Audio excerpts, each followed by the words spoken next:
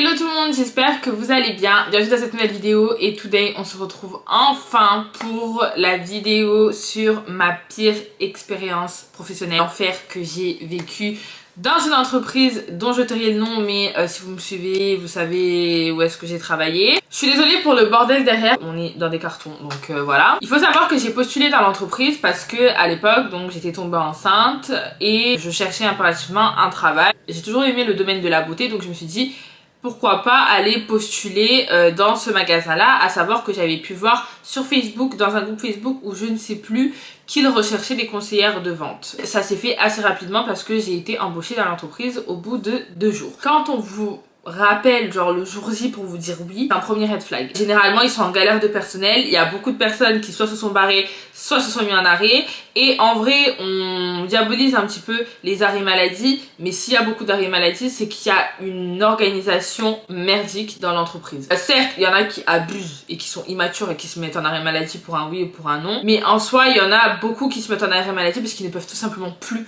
travailler dans ce genre de conditions. Déjà pendant mon entretien, il faut savoir que la manager elle me dit voilà, moi je suis une fille très humaine, je sais me mettre à la place des gens, je sais que des fois on a des problèmes de la vie, par exemple si un jour il y a des bouchons que t'arrives en retard, je vais pas jeter la pierre dessus, blablabla. Donc je fais mon premier jour et là je suis directement mise dans le bain parce qu'en fait dans l'entreprise il y a que 2 personnes.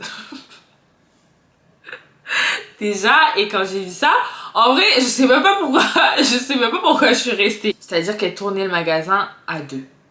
Et étant donné que j'avais aucune expérience dans la vente, pour moi je me suis dit tranquille, tu vois, genre c'est des choses qui se font, c'est tout à fait normal, mais archi pas en fait. Deuxième red flag, c'est qu'en fait elles sont que 2 et que tout le reste s'est mis en arrêt. Donc de suite on commence un peu à me cracher sur les filles qui se mettent en arrêt. Ouais voilà, on est en galère, ça fait depuis tout l'été que du coup on tourne. Donc t'as une fille qui s'est un petit peu occupée de moi et qui me dit voilà, moi et la manager on est hyper proches, du coup on est hyper soudés. Elle commence surtout à me dénigrer les filles qui s'étaient mis en arrêt.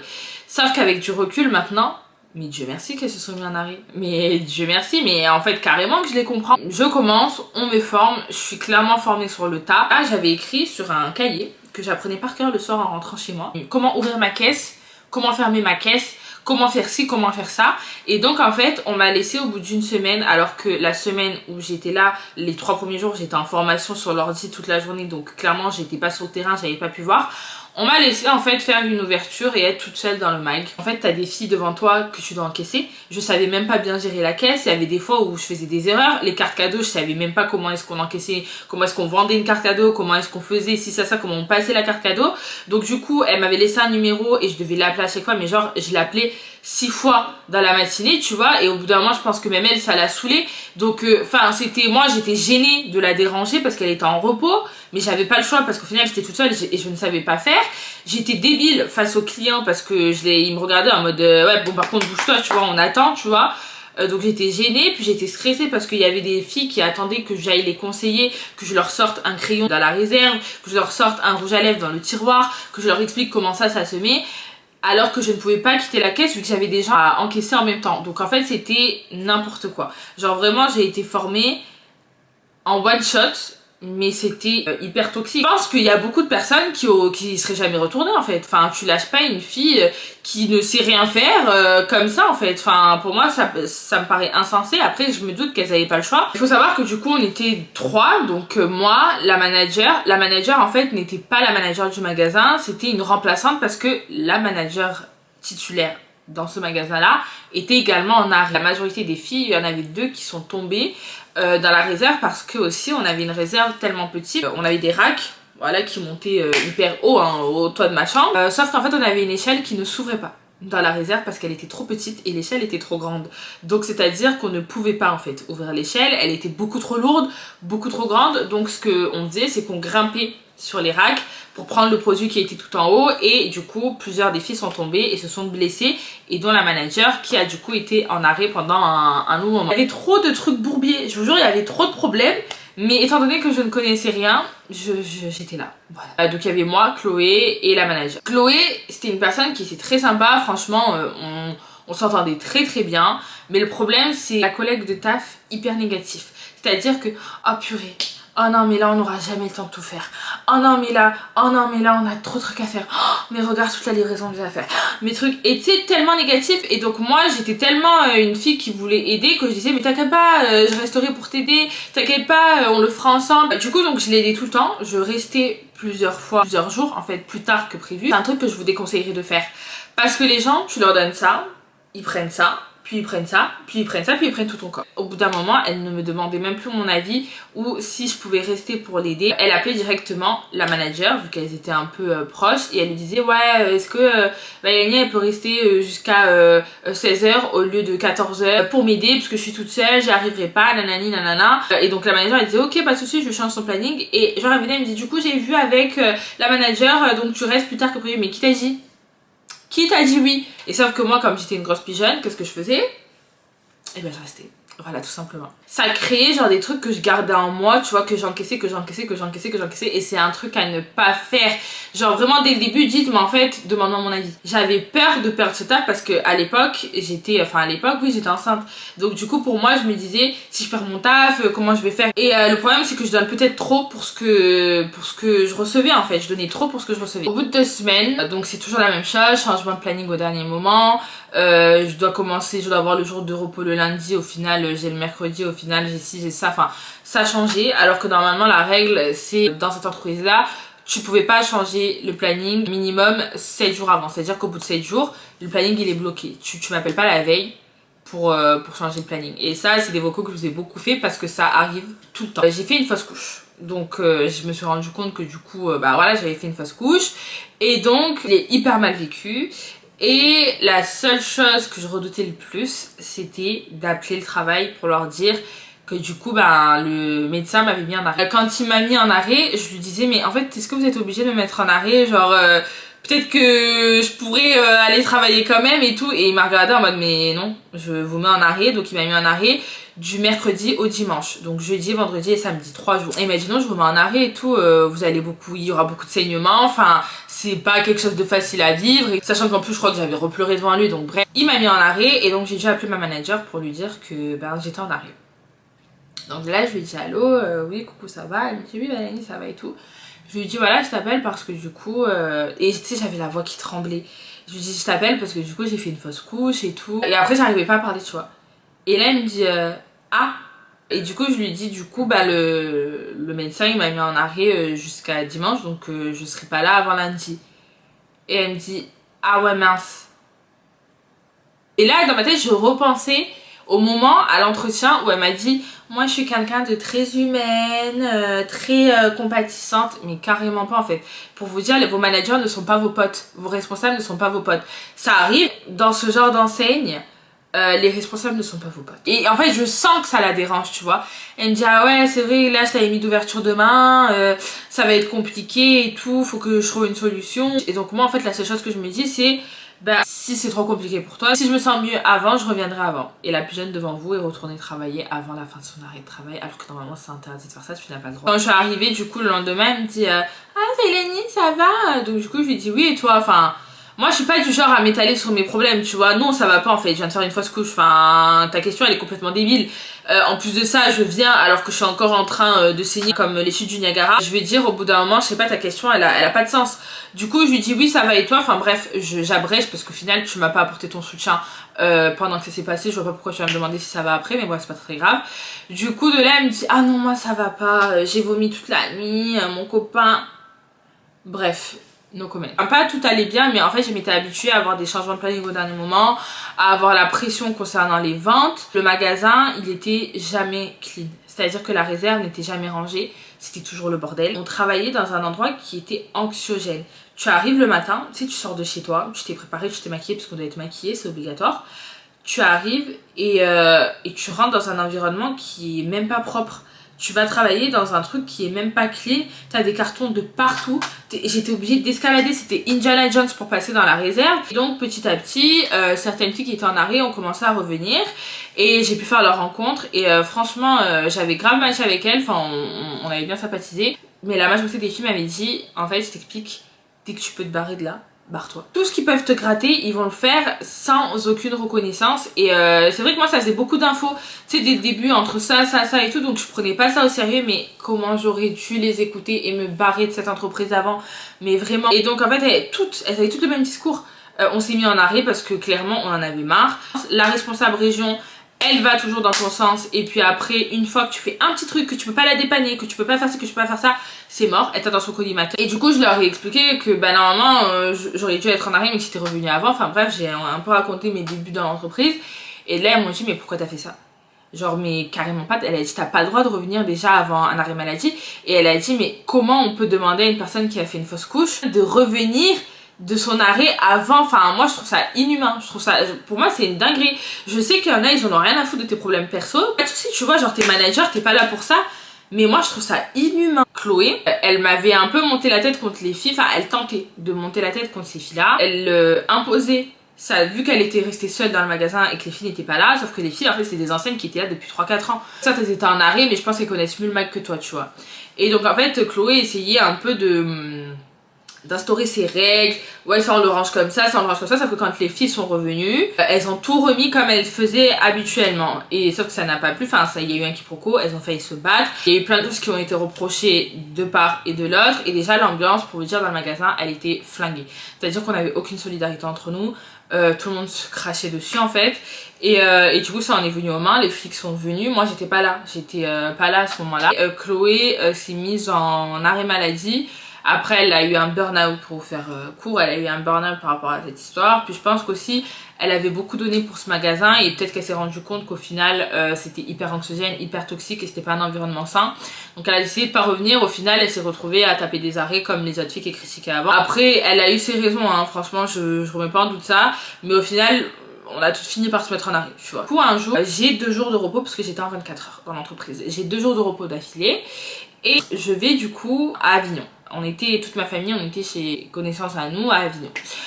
On part du coup là-bas, on comptait dormir là-bas, sauf que le jour où on arrive, à 20 h, il y a la manager du coup. Alors faut savoir que, parce que c'est très complexe, hein, ma manager, qui de base c'était pas son magasin, est partie en vacances. Du coup il y a eu une manager d'un autre magasin, qu'on va appeler Emma, qui l'a remplacée. Donc du coup il y a Emma qui m'appelle et qui me dit oui...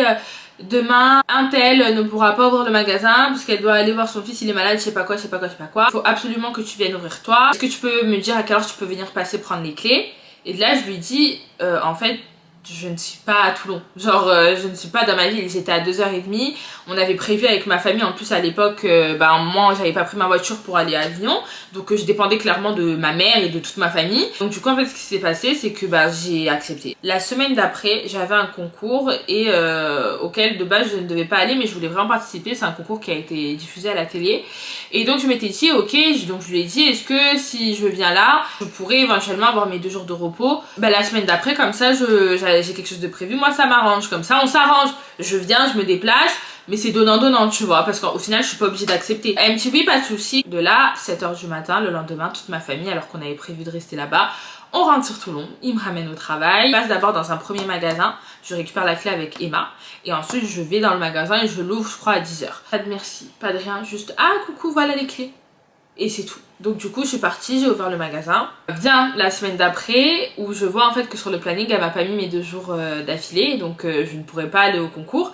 Et donc je l'appelle et je lui dis coucou, j'ai pas vu que j'avais les 2 jours de repos collés comme on avait dit. Elle me dit ah oui non mais de toute façon même t'es en 24 heures ok, mais prends pas l'habitude d'avoir 2 jours de repos collés, hein, parce que ça c'est que quand je peux et quand j'ai envie de t'arranger. En fait normalement c'est 1 jour par semaine de repos comme tout le monde. Mais en fait meuf je me suis déplacée d'Avignon pour t'aider en fait, parce que vous étiez en galère, parce que sinon sans moi je sais pas ce que vous auriez fait. Et on avait convenu que tu me mettais mes 2 jours de repos la semaine d'après. Donc de là du coup bien sûr elle a pas accepté, donc je me suis mis en arrêt. Voilà, en fait à partir de là je me suis dit clairement, vous voulez me prendre pour une idiote, ok. Je me suis mis en arrêt et le pire c'est que mon médecin Il m'a mis en arrêt, il m'a dit tu veux combien de jours? J'ai dit bah une semaine, voilà, pendant une semaine elles m'ont pas vu.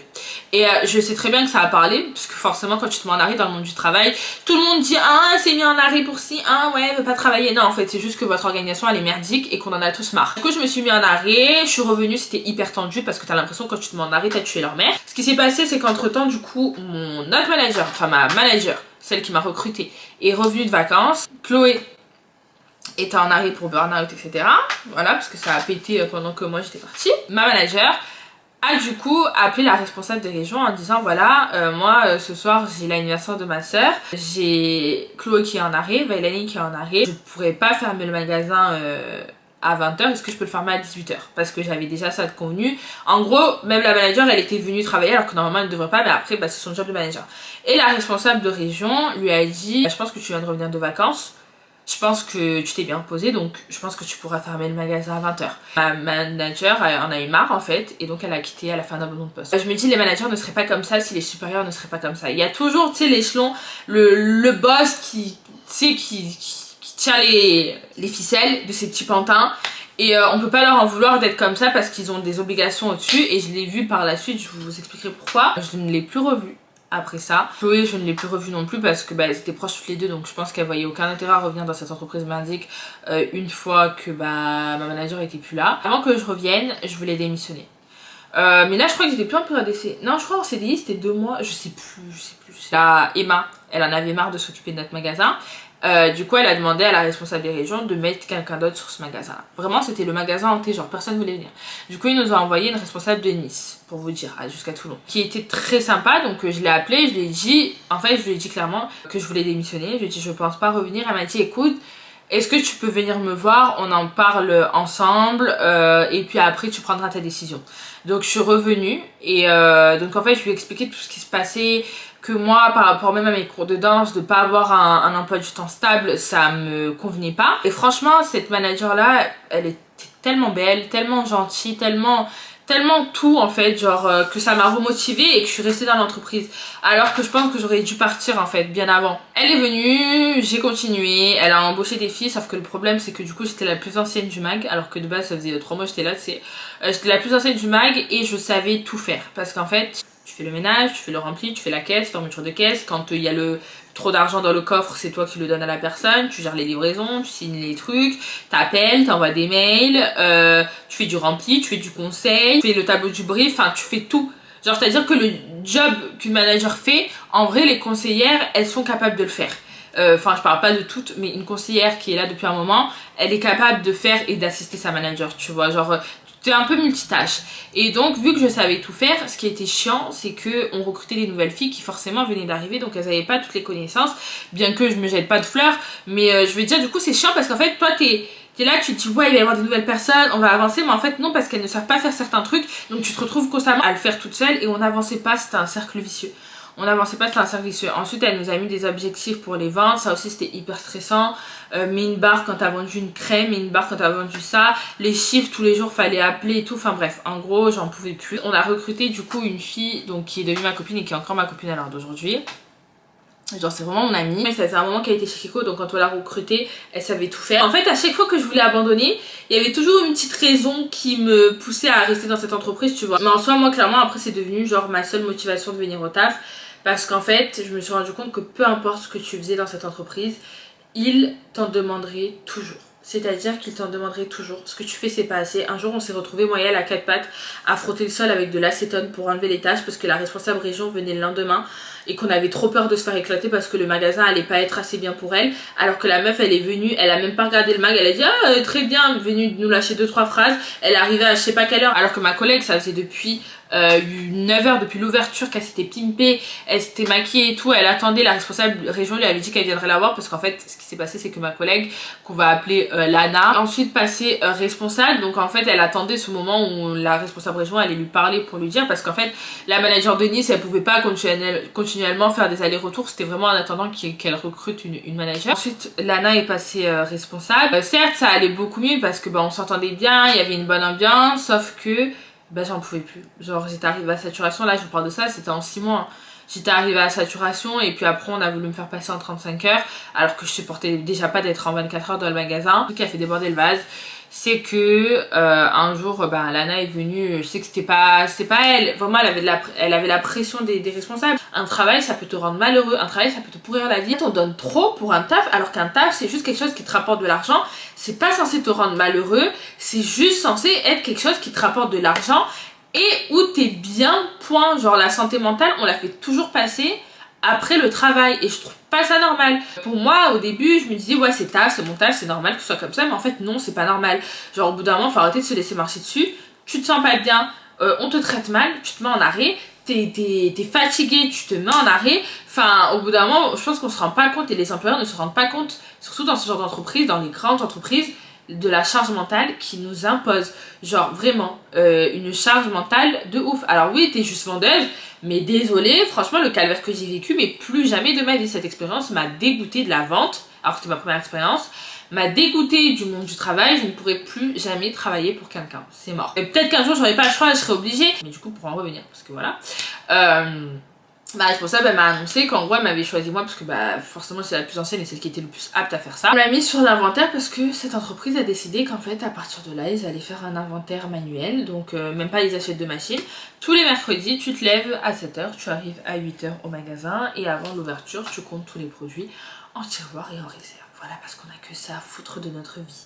Comme si on ne faisait pas assez de choses. Donc tous les mercredis, j'allais devoir faire ça. Et en fait, ça a été la goutte de trop. Avant le mercredi, je lui ai envoyé un message. Je lui ai dit, écoute, je reviendrai pas. Voilà, ça me fait chier parce que je voulais pas l'abandonner. J'étais vraiment en mode, c'est ma copine. J'ai pas envie de la laisser seule dans cette merde. J'avais pas envie de la laisser, mais à la fois, je ne pouvais plus. Le matin, j'étais triste. Le soir je rentrais, je pleurais, je faisais que de me plaindre de mon travail, genre j'étais malheureuse, j'étais pas heureuse du tout.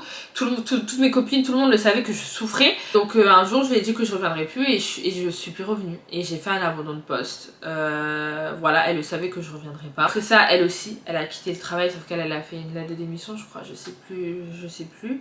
Pour dire que ouais, en fait, on a souffert toutes les deux et à chaque fois qu'on se voit, on se dit putain mais tu te rappelles ça, mais tout ce qu'on a accepté, mais si, mais ça. On entend parler aussi d'autres filles qui critiquent, qui se disent ouais elles ont abandonné et tout, mais en fait vous étiez pas à notre place, tu vois. Et je pense qu'au bout d'un moment faut arrêter de se voiler la face. Ouais peut-être on m'avait dit que j'allais évoluer là-dedans, mais en fait être payée le quart, la moitié de ce que je suis payée actuellement en étant à mon compte, en faisant ce que j'aime, en faisant un truc qui me rend heureuse. Alors oui, quand j'ai quitté je me suis retrouvée sans plus rien, genre j'avais plus d'argent. Je pouvais plus payer, même mon forfait de téléphone je pouvais plus le payer, mais en fait je me suis dit meuf tu vis chez tes parents, genre t'as pas de loyer à payer, tu t'infliges des trucs comme ça, enfin carrément pas. Ma nourriture c'est mes parents qui me la payent, donc je comprenais même pas pourquoi je me suis infligé ça pendant 6 mois. Certes ça me permettait d'avoir un petit peu d'argent parce que j'avais l'objectif de m'acheter une voiture vu que j'étais en CDI, parce que je me disais CDI, quitter un CDI c'est tellement compliqué, il y en a qui tueraient pour avoir un CDI, moi j'en ai un et je veux partir comme ça. En fait c'était plein de remises en question qui faisaient que je restais dans cette entreprise. Et donc pendant plusieurs mois j'ai rien touché et je me suis accrochée sur mes réseaux sociaux, je me suis accrochée et à l'heure d'aujourd'hui ouais je gagne beaucoup plus que ce que je gagnais là-bas. En fait je regrette rien et rien que pour ma santé mentale je me dis mais wesh, genre encore heureux que t'as quitté cette entreprise, genre on n'a pas à subir ça. Genre vraiment s'il vous plaît, si vous êtes dans ce genre de situation, dites-vous même en tant que vendeuse, il y a plein de gens qui recherchent d'être vendeuse. Il y a des magasins où ça se passe bien, même je dis ça en parlant de cette entreprise parce que moi je suis dégoûtée de la marque et ça me fait penser au monde de Salomé qui était avant vendeuse dans cette entreprise là et qui a quitté l'entreprise et qui ne veut plus en entendre parler. Ça me fait penser clairement à elle parce que je suis sûre qu'elle a dû vivre la même chose. Parce que vous êtes dans cette situation, quittez, mais quittez. C'est tout pour cette vidéo, j'espère qu'elle vous aura plu même si elle n'était pas très joyeuse. Je vous fais d'énormes bisous et on se dit à très vite dans une prochaine vidéo. Bisous!